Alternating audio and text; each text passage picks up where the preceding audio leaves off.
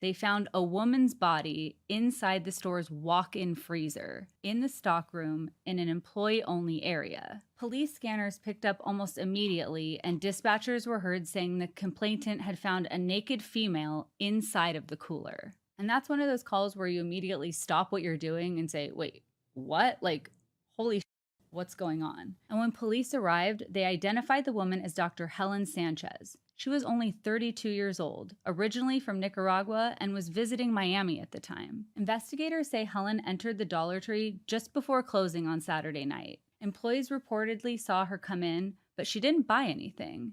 At some point, she walked into a restricted, employee-only area of the store and then into the freezer. No one realized she was there. The store closed then for the night. And Helen stayed inside that freezer until the next morning when she was found by that employee who was opening the store. So loved ones gathered outside as the police investigated, and you can imagine the confusion and devastation because at this point, no one can explain how a woman who didn't work there, who's just visiting Miami, ended up alone and locked in that stockroom in a freezer overnight. Dollar Tree released a statement saying they were aware of the incident and that their thoughts were with the family and they are cooperating fully with the authorities, which is great. And as more information came in about who Helen was, the story somehow got even more heartbreaking than it already was. According to a GoFundMe and posts from friends, Dr. Helen Sanchez was a respected anesthesiologist who specialized in congenital heart disease, which is work that has helped countless of families and children. She is also a devoted mother to 2 children herself, who live in Nicaragua and were described as the center of her world. Her family has referred to her death as a tragic accident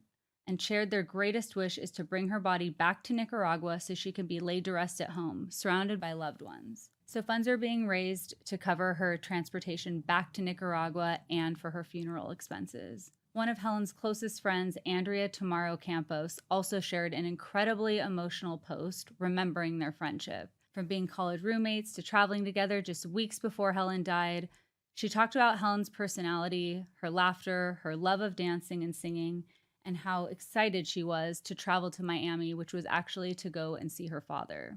Andrea shared that one of the last voice messages Helen sent her was on December 9th, just days before her death. Helen was supposed to return home on December 15th, but she never made it. And police say they do not suspect foul play at this time. The surveillance footage doesn't show any signs of an assault or any foul play, and the case is currently being treated as an unclassified death while the investigation continues. But obviously, there's a lot of questions. Why did Helen enter an employee-only area at a store that she didn't even work at?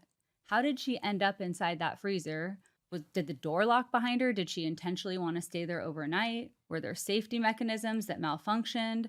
And why was she found unclothed? Forensic experts note that in cases of severe hypothermia, people can experience something called paradoxal undressing, where the body essentially malfunctions and then the person removes their clothing. It sounds unbelievable, but it is a documented phenomenon, and it's one that's possible that in this case and investigators are considering, which I thought that sounded weird, but I'd actually heard that myself. So they're going to be doing an autopsy, including a toxicology testing, expected to provide more answers.